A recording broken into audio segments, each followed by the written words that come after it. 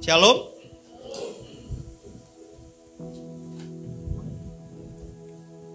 Ya, puji Tuhan kita masuk di bulan yang baru, di bulan yang ke-10 di tahun 2022 ya. Tanpa terasa 9 bulan sudah berlalu dan sebentar lagi kita juga akan kembali merayakan Natal dan pergantian tahun. Ya. Waktu sangat cepat berjalan ya. Dan saudara, di bulan Oktober ini kita akan belajar firman Tuhan, yaitu janji Tuhan tentang kesempatan.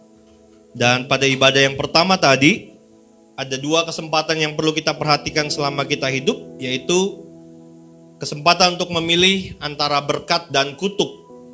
Yang kedua, kesempatan untuk memilih berbalik dan bertobat kepada Tuhan.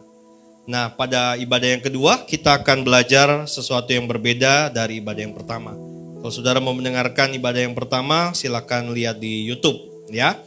Nah, mari sama-sama kita perhatikan janji Tuhan tentang kesempatan. Kalau berbicara kata kesempatan, ada kata sempat di dalamnya. Betul ya? Kesempatan ada kata sempat. Arti kata sempat adalah adanya waktu, ya, adanya peluang, adanya kebebasan atau keleluasaan. Saudara ada waktu ibadah, ada kesempatan ibadah. Saudara ada waktu pergi makan di restoran, berarti saudara punya kesempatan makan di restoran. Kurang lebih seperti itu. Nah, saya mau katakan begini saudara, ketika Tuhan memberikan kesempatan, artinya Tuhan memberikan waktu dan peluang bagi setiap kita, keleluasaan bagi setiap kita untuk menjalani hidup kita, untuk memilih jalan hidup kita, ya, sehingga tidak ada paksaan dari siapapun termasuk dari Tuhan terhadap hidup kita, ya. Pada ibadah yang pertama tadi dikatakan Tuhan memperhadapkan kepada kita pada hari ini berkat dan kutuk, bukan berkat atau kutuk, tapi berkat dan kutuk. Mana yang saudara pilih itu saudara yang jalani. Tidak ada paksaan, tidak ada intervensi dari siapapun yang dapat mengganggunya. Ya, nah menerima kesempatan dari Tuhan berarti kita menerima sebuah anugerah yang besar dari Tuhan. Tapi saudara, di dalam kesempatan ini ada satu hal yang perlu kita sadari, yaitu kesempatan itu ada batasnya. Waktu ada batasnya. Kalau saudara nonton pertandingan olahraga misalnya, pertandingan sepak bola, apakah dia akan main dari pagi sampai malam? Nggak mungkin, mati saudara. Ya. Dia akan main 90 menit. Setelah itu selesai. Kesempatan untuk menang adalah dalam 2 kali 45 menit dalam sepak bola. Di luar itu, ya sudah, tinggal nunggu pertandingan berikutnya. Betul ya? Nggak bisa setelah hasilnya seri 0-0 terus saudara berharap, oh enggak, saya mestinya menang, mestinya 1-0. Nggak bisa. Karena apa? Kesempatannya sudah lewat. Silakan coba di kesempatan berikutnya. Ya. Nah saudara, ketika kita menerima kesempatan dari Tuhan, kita sedang menerima sesuatu yang besar dari Tuhan. Tetapi, sekali lagi kesempatan itu ada batasnya. Kapan batasnya? Sampai kita meninggal. Sampai kita dipanggil Tuhan. Itulah batas terakhirnya. Ya. Kalau saudara misalnya sudah mulai sakit-sakitan gitu ya, mungkin saudara sudah lemah, terbaring. Saudara baru bilang, mestinya saya rajin ke gereja. Mestinya saya rajin pelayanan. Kalau sudah terbaring, sudah lemah, tidak berdaya, kesempatannya sudah sangat minim. Jadi selagi kita masih kuat, selagi kita masih sehat, mari layani Tuhan dengan sungguh-sungguh. Kenapa? Karena itu kesempatan yang Tuhan berikan. Dan masih sangat luas dan tidak terbatas. Saudara, saya mau katakan orang percaya yang tidak sungguh-sungguh memanfaatkan kesempatan yang Tuhan berikan akan menyesal karena keterlambatan. Ya, karena kesempatan itu ada batasnya. Jadi kalau batasnya sudah lewat, maka yang terjadi hanyalah penyesalan. Semakin cepat kita menyadari akan hal ini, semakin cepat kita menyadari bahwa ternyata kesempatan yang Tuhan berikan ada batasnya, maka seharusnya kita juga semakin bijaksana untuk menata, mengelola hidup kita masing-masing. Ya, saya berdoa biar Bapak Ibu Saudara biar memahami tentang hal ini, kesempatan yang terbatas. Saya ambil contoh, ketika seseorang tinggal kelas, ya, dia tidak naik kelas, saudara tahu apa yang terjadi? Selama setahun, dia melewatkan waktu. Dia tidak belajar dengan sungguh-sungguh, Ya, mungkin pada saat ujian dia tidak mengerjakan soal ujian dengan benar, dengan sebaik-baiknya. Akhirnya apa? Nilainya jeblok. Dan akhirnya harus tinggal kelas. Dia telah menyia-nyiakan kesempatan selama 1 tahun. Akhirnya, kalau dia mau naik kelas, satu-satunya jalan adalah nyogok. Bukan ya saudara ya. Ngulang 1 tahun lagi. Betul? Buang-buang waktu enggak? Jelas. Ya, buang-buang waktu, buang-buang tenaga, buang-buang uang pastinya. Nah, itulah kalau kesempatan yang kita miliki, kita sia-siakan. Akhirnya ada sesuatu hal yang harus kita bayar dengan begitu besar. Nah, saya juga memberikan contoh bahwa saat ini ada banyak negara yang sedang mengalami krisis. Betul ya? Kalau saudara baca berita, saudara mengikuti perkembangan dunia, ya, Amerika, negara yang disebut sebagai adik kuasa, ternyata sudah mengalami resesi yang cukup panjang. Kalau saudara perhatikan, dia sudah mengalami inflasi yang cukup tinggi. Padahal, kalau saudara lihat, dibandingkan dengan rupiah, sekarang ini dolar Amerika justru naik. Lebih tinggi dari biasanya. Menjadi semakin seperti kejadian tahun 98. Ya, dolar sudah mencapai 15.200 sekian. 15.300 pada hari Kamis yang kemarin. Tapi negaranya sedang mengalami inflasi yang tinggi. Resesi ekonomi. Kemudian Inggris. Inggris adalah salah satu negara yang mata uangnya tertinggi, yaitu pound sterling. Sempat mencapai 20.000 sekian.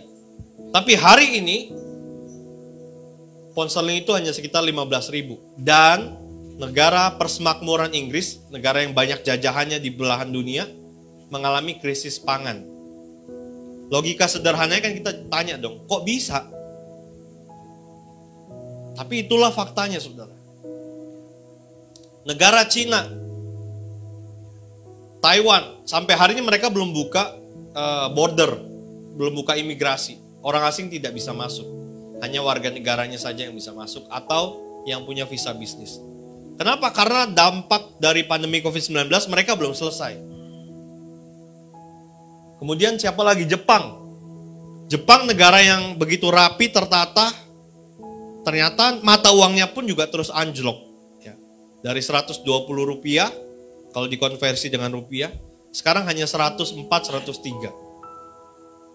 Banyak negara mengalami gejolak ekonomi. Tapi saya mau katakan nggak usah heran dan nggak usah panik. Kenapa? Ya karena memang itu harus terjadi sebelum kedatangan Tuhan. Alkitab sudah menyatakan, hari-hari terakhir akan datang masa yang sukar. Orang akan mencintai dirinya sendiri dan menjadi hamba uang. Kenapa jadi hamba uang? Karena kesulitan ekonomi. Dan saya berdoa biar ini tidak terjadi di dalam diri kita masing-masing di tempat ini. Amin. Masalah boleh datang, tapi orang yang mengandalkan Tuhan akan terima jalan keluar dari Tuhan. Saudara, apakah negara-negara besar ini kemudian mereka tidak mempersiapkan diri waktu mereka sedang jaya-jayanya? Bayangkan saudara, Amerika banyak orang berlomba-lomba pingin ke sana, pingin punya visa green. Saya aja kalau masih muda saudara, maksudnya masih single gitu ya, masih bujang, saya juga kepingin ke Amerika. Banyak orang pingin ke Amerika. Banyak orang pingin ke Jepang. Tapi ternyata mereka juga mengalami krisis. Artinya apa saudara? Ketika orang sedang di puncak keberhasilannya, banyak orang terlena dan tidak mempersiapkan diri untuk sesuatu yang tidak terduga yang akan terjadi. Akhirnya ketika krisis itu melanda, semua negara kolaps. Apakah Indonesia akan juga mengalami? Saya nggak tahu. Hanya Tuhanlah yang tahu. Makanya kita perlu bersandar kepada Tuhan. Waktu saya membaca kisah tentang ambruknya negara-negara dunia ini, saudara, saya kemudian teringat dengan kisah ketika Yesus memberikan perumpamaan tentang pokok anggur di dalam Yohanes pasal 15. Ingat saudara, ranting yang tidak melekat itu akan mati, kering dan menjadi mati, lalu dibuang. Hanya ranting yang melekat pada pokok anggur, dia yang tetap berbuah. Artinya apa saudara? Selama kita tetap tinggal dengan Tuhan, Keadaan apapun boleh terjadi di sekeliling kita, tapi kita masih bisa tetap survive. Kenapa? Karena kita nempel sama Tuhan. Ada sari-sari dari makanan dari pokok anggur ini yang mengalir kepada ranting. Karena kita ini ranting-ranting. Nah, saya berdoa biar siang hari ini saudara memperhatikan kesempatan yang kita masih miliki hari ini. Pada ibadah yang kedua ini, saya akan menyampaikan ada dua hal juga tentang kesempatan yang perlu kita perhatikan. Yang pertama adalah kita buka dalam Galatia pasal yang ke-6 ayat yang ke-9 dan yang ke-10. Galatia pasal yang ke-6 ayatnya yang ke-9 dan yang ke-10.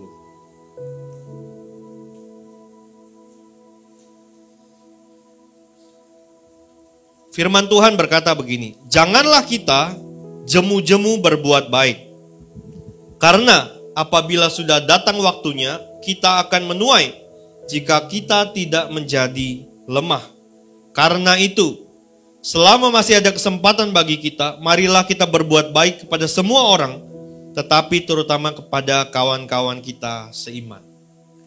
Nah, saudara-saudara yang kasih Tuhan, berbuat baik ternyata adalah kesempatan yang diberikan oleh Tuhan bagi setiap kita anak-anaknya. Kenapa kita bisa berbuat baik?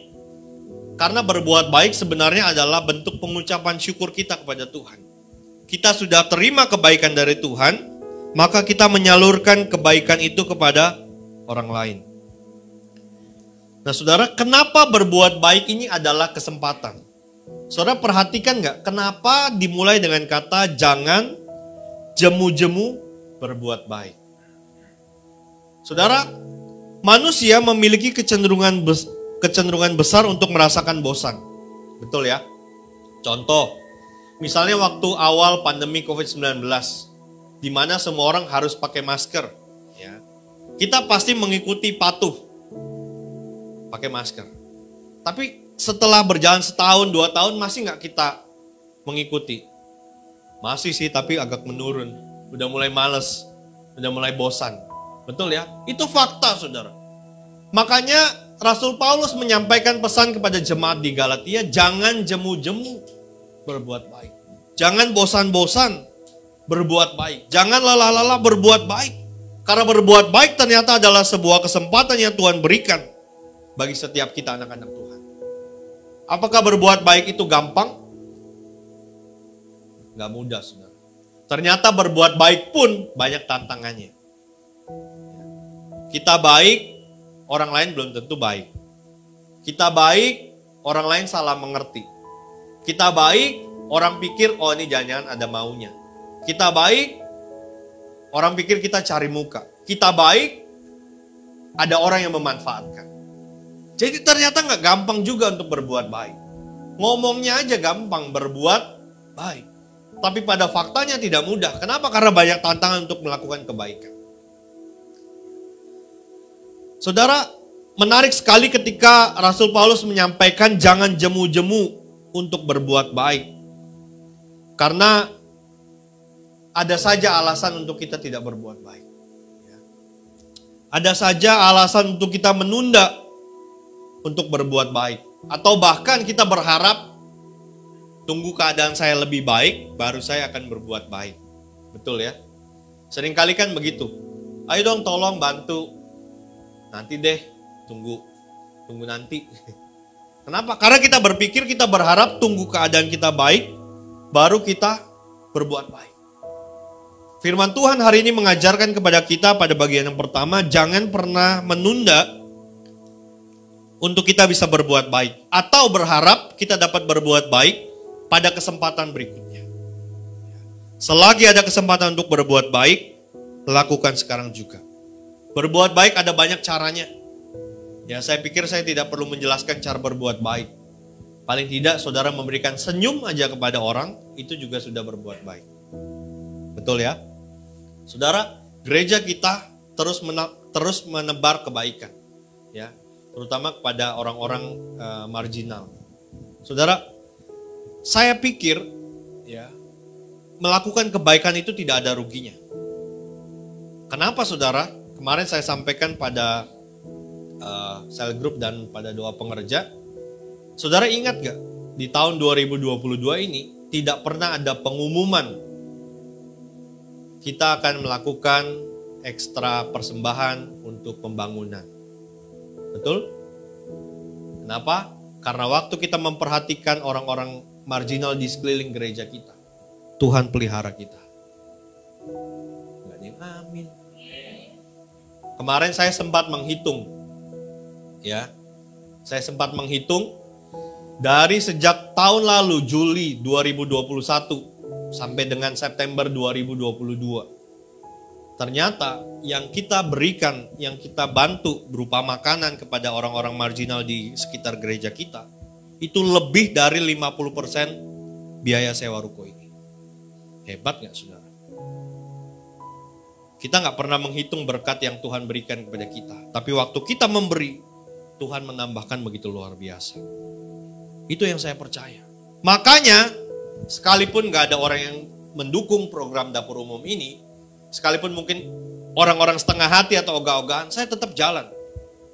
Kenapa? Karena saya tahu saya sedang melakukan firman Tuhan. Inilah kesempatan untuk berbuat baik. Kalau saudara mau dukung, ayo. Ini kesempatan untuk berbuat baik. Karena belum tentu kita memiliki kesempatan di lain waktu.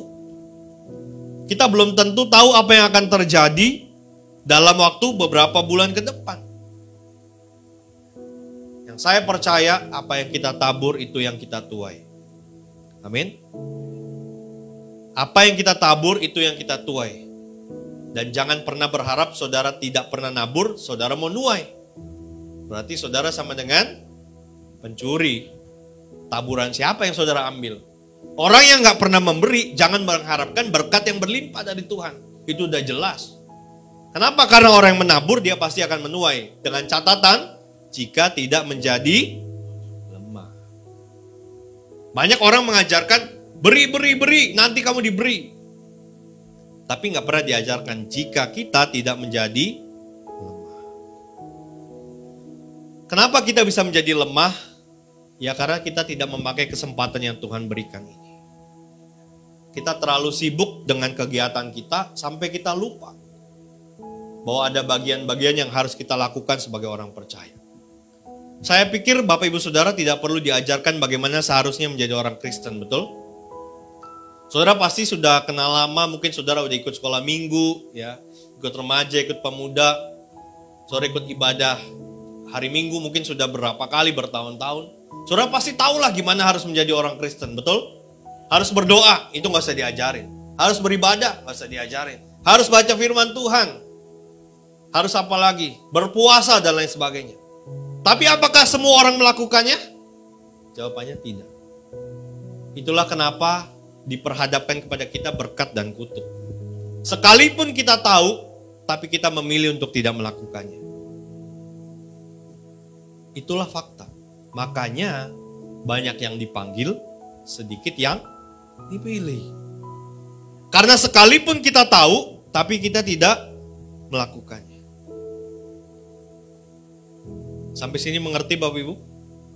Kita tahu kita harus berdoa.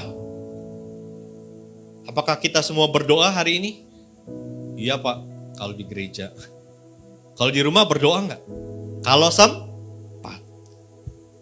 Lalu saudara berharap menerima kebaikan yang berlimpah-limpah dari Tuhan. Nonsen, nggak mungkin saudara. Saudara tahu harus baca firman Tuhan. Tapi siapa yang hari ini masih baca Alkitab? Gak usah angkat tangan lah, ntar sombong. Tahu dong sebagai orang Kristen harus baca Alkitab? Tapi apakah semua orang Kristen melakukan? Tidak. Itulah fakta. Makanya firman Tuhan berkata, berjuanglah masuk melalui pintu yang sesat itu. Kenapa? Karena memang tidak semua orang masuk surga. Berarti Tuhan jahat dong? Loh enggak. Kan Tuhan sudah memberikan pilihan. Saudara mau lakukan atau tidak, terserah saudara. Makanya saya memberikan contoh begini saudara. Yesus itu kan disebut sebagai raja. Karena dia punya kerajaan sorga. Dia raja. Kalau kita mengambil posisi berlawanan dengan dia punya aturan nih. Sebagai raja kan dia punya aturan. Tapi kemudian kita mengambil posisi, enggak, saya nggak mau lakuin. Kira-kira saudara diundang masuk gak dalam kerajaannya? Yang enggak. Saudara mau hidup dengan cara dunia, saudara masih mau tetap dosa jalan terus, tapi saudara berharap bisa masuk surga juga. Gak bisa. Karena apa? Karena dosa dan kebenaran tidak bisa berjalan bersama. Anda harus memilih, mau hidup benar atau tidak. Mau melakukan firman Tuhan atau tidak. Saudara melakukan firman Tuhan, berkat yang saudara terima. Saudara tidak melakukan firman Tuhan, jangan harap masuk surga, titik. Kecuali saudara punya orang dalam. Tapi masalahnya nggak ada di surga orang dalam. Saudara nggak bisa nyogok. Dan kesempatan itu adalah selama kita masih bernafas. Kalau saudara sudah mati, nggak usah matilah. Saudara sudah koma di rumah sakit. Saudara baru mau bertobat, mau ngomong aja udah nggak bisa, udah koma. Siapa yang tahu kapan kita pulang ke rumah Bapak? Ada yang tahu? Nggak ada. Kalau tahu nggak? Kalau tahu kita nggak tahu kapan meninggalnya, kenapa kita nggak hidup sungguh-sungguh dalam Tuhan? Itu persoalannya. Makanya kita bersyukur punya Tuhan tuh yang sangat baik. Dia nggak memaksa saudara untuk hidup benar. Dia memberikan pilihan kepada saudara. Mau ikut benar, silakan masuk dalam kerajaan. Kalau nggak mau hidup benar, ya silakan nikmati neraka. Kalau saudara pikir, aduh terlalu pusing tuh Pak. Sederhananya begini. Saya adalah orang yang memilih tidak makan sayur. Ya, saya hanya makan daging. Lalu kemudian, kalau saya sakit, wajar nggak kalau saya protes? Ya nggak wajar. Saya yang memilih tidak makan sayur. Kalau kolesterol saya naik, darah tinggi saya naik, asam urat saya naik, ya jangan protes. Wong kita yang milih nggak makan sayur kok. Betul nggak? Saudara masuk jalur busway, saudara ditilang, kenapa saudara marah? Oh jelas-jelas dilarang. Ngapain saudara masuk? Saudara nyogok orang, ditangkap KPK. Saudara marah. Inilah anehnya.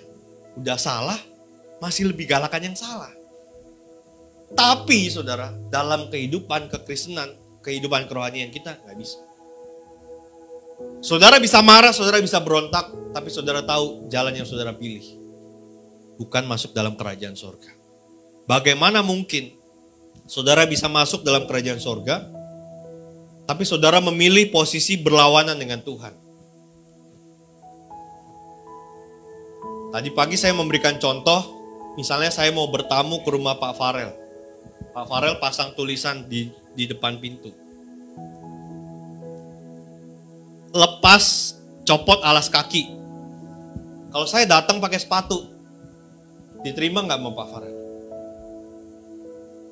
Pak, itu ada tulisannya Pak, copot alas kaki. Orang aja nggak mau terima. Masa kita melanggar firman Tuhan terus kita berharap Tuhan terima kita masuk surga?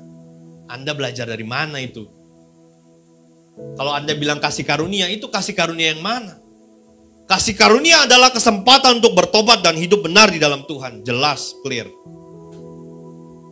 Nggak ada tawar-menawar. Nggak bisa saudara kompromi. Dosa mau jalan, surga juga mau masuk. Berhasil Anda ditipu oleh iblis. Waduh Pak Gembala, khotbahnya serem amat. Saya harus ajarkan ini dan ingatkan kita terus menerus. Kenapa saudara? Karena saya terus mewarning diri saya juga.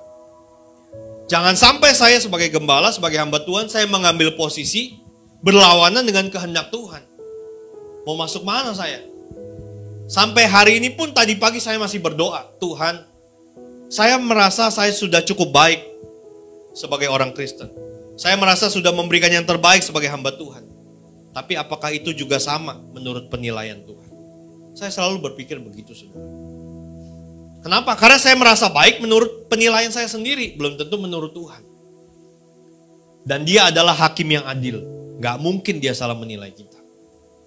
Dan ingat saudara, ketika Tuhan bilang neraka, gak bisa tiba-tiba saudara, Tuhan tolong deh, masukin aku surga, aku janji Tuhan. Gak mempan.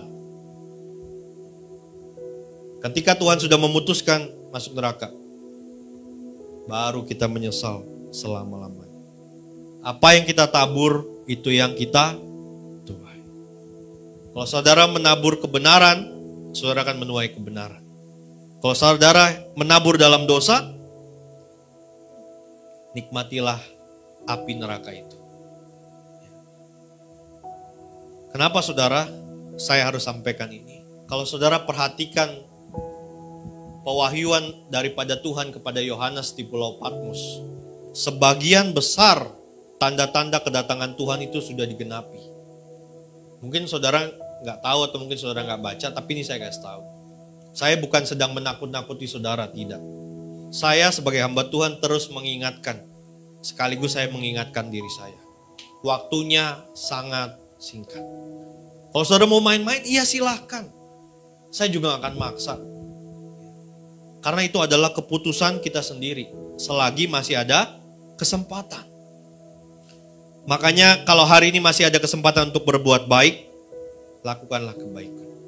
Selama masih ada kesempatan untuk hidup dalam kebenaran, hiduplah dalam kebenaran. Jangan sudah lewat, baru nyesel. Ya memang sih penyesalan datang terlambat. Itu yang pertama saudara. Yang kedua, kesempatan yang harus kita perhatikan dalam hidup kita adalah kesempatan untuk bersekutu dan beribadah. Ibrani pasal 10 ayat 25 sampai dengan 26.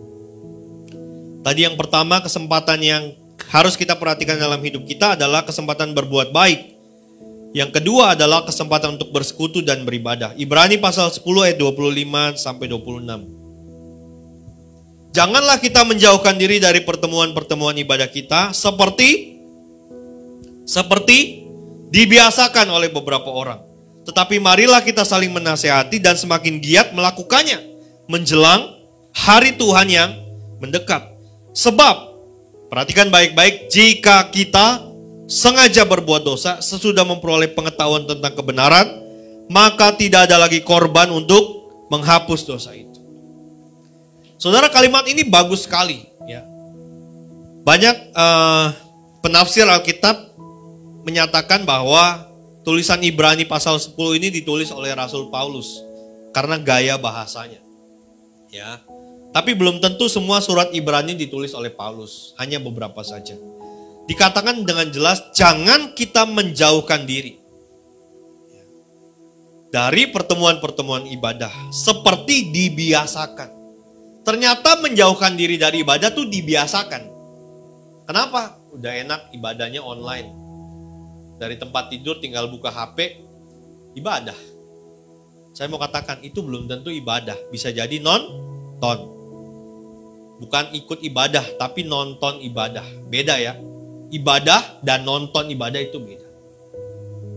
Selesai ibadah, matiin, tidur lagi. Jadi memang ada orang yang membiasakan diri menjauhkan dari ibadah. Tetapi firman Tuhan bilang, marilah kita saling menasehati dan semakin giat melakukannya menjelang hari Tuhan yang mendekat. Jadi kalau saudara masih diingatkan, ayo ibadah, berarti sedang melakukan firman Tuhan ini. Ayo berdoa, ayo baca firman Tuhan, berarti kita sedang menggenapi menjelang hari Tuhan yang mendekat. Dan menariknya kemudian dikatakan, jika kita sengaja berbuat dosa. Apa sih yang dimaksud dengan sengaja berbuat dosa? Sengaja menjauhkan diri dari pertemuan-pertemuan ibadah. Padahal kita tahu bahwa ibadah itu adalah keharusan bagi orang Kristen. Maka tidak ada lagi korban untuk menghapus dosa itu. Apakah tidak beribadah dosa? Ayat ini yang menyatakan. Karena semua ayat firman Tuhan itu berkaitan dan diterangkan satu sama lain. Jadi ternyata ketika kita menjauhkan diri dari pertemuan ibadah, itu adalah kita sengaja berbuat dosa. Ngeri gak saudara? Saya ngomong jujur ya saudara, sebagai gembala, sebagai hamba Tuhan, saya pernah berpikir, sekali-sekali lah gembalanya ibadah online. Kan boleh dong. Boleh gak saudara? Boleh lah. Tapi ketika saya mengerti ayat ini saudara, saya minta ampun. Kenapa? Karena saya berusaha untuk sengaja berbuat dosa. saya berusaha menjauhkan diri dari pertemuan-pertemuan ibadah. Ingat, kalau kita sengaja berbuat dosa, padahal kita tahu ya, sesudah memperoleh pengetahuan tentang kebenaran, artinya sebenarnya kita tahu bahwa itu tidak boleh, maka tidak ada lagi korban untuk menghapus dosa itu. Ngeri gak saudara? Ngeri. Makanya ikut Tuhan tuh benar-benar iya, tidak. Jangan di tengah-tengah. Yaitu tadi, dosa mau jalan, surga mau masuk. Ya gak bisa. Kalau saudara berpikir itu bisa, selamat, Anda telah tertipu oleh iblis. Saya ambil contoh begini saudara. Saudara yang punya pacar atau saudara yang sudah menikah, ya, saudara kan saling mencintai, betul nggak? Halo, yang sudah menikah? Yang punya pacar, saudara saling mencintai nggak? Kalau berjauhan senang apa sedih? Senang lah, bisa berbuat dosa yang lain. Nggak benar. Kalau orang yang sudah menikah, saling mencintai, pasti nggak mau jauh-jauhan. Ya. Tapi kadang-kadang ada keadaan atau kondisi tertentu di mana kita harus LDR gitu ya. Long distance. Harus berjauhan mungkin karena pekerjaan dan lain sebagainya.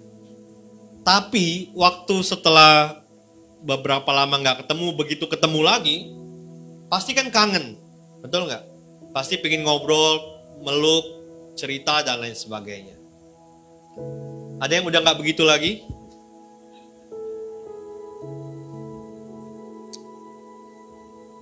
Nah, waktu kita ketemu, ya, waktu orang yang LDR ini ketemu, itu adalah kesempatan yang sangat berarti. Kenapa? Karena bisa ngobrol, bisa cerita banyak hal yang selama nggak ketemu tuh ada apa aja, ya. Tapi faktanya sekarang ini kalau udah lama nggak ketemu, sekalinya ketemu, ya tetap aja sibuk sama HP-nya masing-masing. Pertanyaannya, sebenarnya cinta apa enggak? Kalau cinta mah nggak begitu. Ya. Kalau kita benar-benar cinta, kita pasti akan tinggalkan sesuatu yang lain yang mengganggu antara kita dengan pasangan kita. Saya kasih satu rahasia pribadi saya nih, saudara. Di handphone saya sama handphonenya Ibu Gembala, itu udah hampir jarang foto kita berdua. Kenapa? Bukannya nggak pernah foto, tapi kalau kita ketemu ngobrol, handphone tuh ditaruh.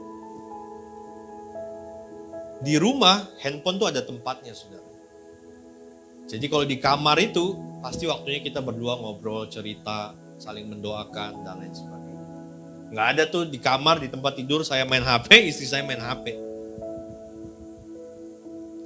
Kalau itu terjadi dalam rumah tangga saudara, doakan. Hati-hati. Sama kita dengan Tuhan juga begitu. Tuhan padahal nggak LDR dengan kita. Tuhan itu dekat, bahkan dia tinggal di dalam hidup kita. Ya, karena dia Immanuel kan, Tuhan menyertai. Tapi kita ada ajak ngobrol dia nggak? Atau kita justru sibuk, ntar Tuhan, gue lagi cari duit, ntar. Begitu udah selesai pulang, ntar Tuhan, capek ngaso dulu. Tahu-tahu udah, Tuhan, besok pagi ya Tuhan, ngantuk, terus tidur. Berapa banyak kesempatan yang kita sia-siakan untuk berhubungan dengan Tuhan. Padahal Tuhan itu ada di dalam diri kita. Ada banyak kesempatan, ada banyak waktu yang kita miliki, tapi kita biarkan waktu itu berlalu begitu saja. Kesempatan itu berlalu begitu saja. Karena kita sibuk dengan dunia kita. Sibuk dengan hobi kita. Nah ini hobi ini kadang-kadang juga repot nih saudara. Ya. Ada yang hobinya main game. Kalau udah main game lupa waktu. Saya pernah. Jadi saya bisa cerita. Saya pernah. Dulu waktu saya masih SMP, SMA. Saya kalau main game nginep di warnet saudara. Bukan pulang, nginep di warnet. Dari buka sampai besok lagi. Lupa waktu. Karena apa? Hobi. Ada juga orang yang hobi mancing. Hobi main golf. Dan lain sebagainya. Tidak salah dengan hobinya. Asal tahu batasnya. Tidak salah saudara bekerja mencari nafkah. Tidak salah saudara berusaha. Tapi jangan lupa. andalkan Tuhan di dalam setiap pekerjaan kita. Waktu saudara bekerja, saudara berdoa. Waktu saudara membuka usaha, saudara berdoa. Atau saudara hanya mengkalkulasi berdasarkan pikiran saudara. Makanya gak heran kalau banyak masalah di dalam pekerjaan kita, ya karena kita mungkin tidak mengandalkan Tuhan di dalam. Atau jangan-jangan mungkin perlu Tuhan menjauh supaya kita cari Dia. Ada yang perlu begitu? Tuhan dekat kita gak mau cari. Giliran kita ada masalah, kita bilang kok Tuhan jauh sih? Kok Tuhan gak jawab doa saya? Anda salah server, saudara. Tuhan dekat, saudara gak mau ajak ngobrol. Giliran saudara tertimpa musibah, saudara baru tanya, Tuhan di mana engkau? Kalau saya jadi Tuhan, tak gaplok. Oh, aku di sini kok. Makanya mungkin sekali-sekali saya perlu mendoakan semua jemaat, Tuhan pergilah jauh daripada setiap hidup jemaat. Biar pada pusing cari Tuhan. Banyak orang kalau ada mendekati bencana tuh baru cari Tuhan. Contoh gampang gempa bumi. Saudara teriak gak nama Tuhan? Saudara di pesawat, goyang pesawatnya. Berdoa gak saudara?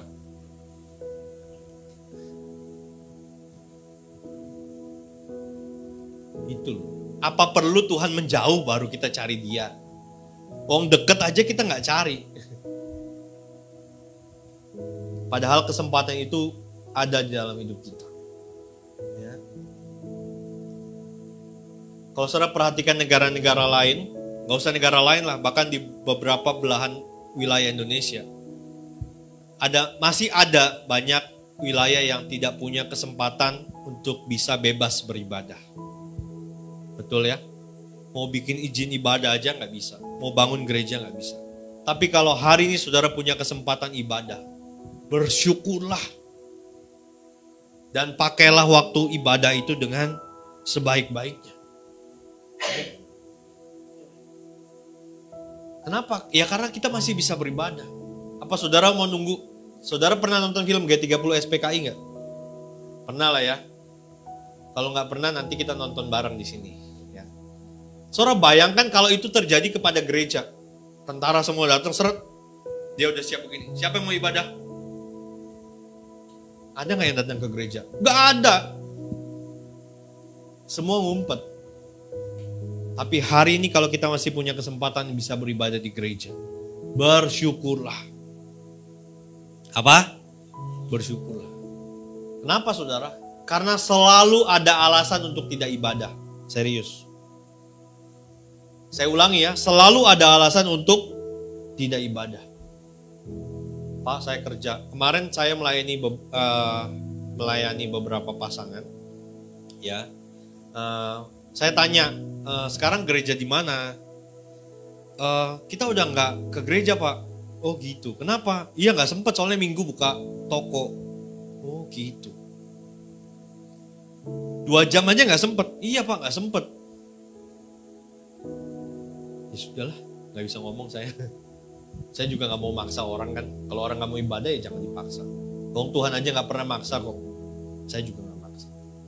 Saya cuma bilang, Om, kalau Om ada waktu, datanglah ke gereja. Ya, Om bisa ketemu dengan orang-orang percaya. Ya, umurnya udah jauh di atas saya soalnya. Om bisa dengar firman Tuhan. Om mungkin juga bisa dengar kesaksian yang bisa menguatkan. Di mana aja gereja sama Om. Yang penting selama dia menyembah Tuhan Yesus sama. Om ibadahlah. Iya tapi saya gak bisa. Kalau saya pergi tuh pasti toko saya jadi sepi.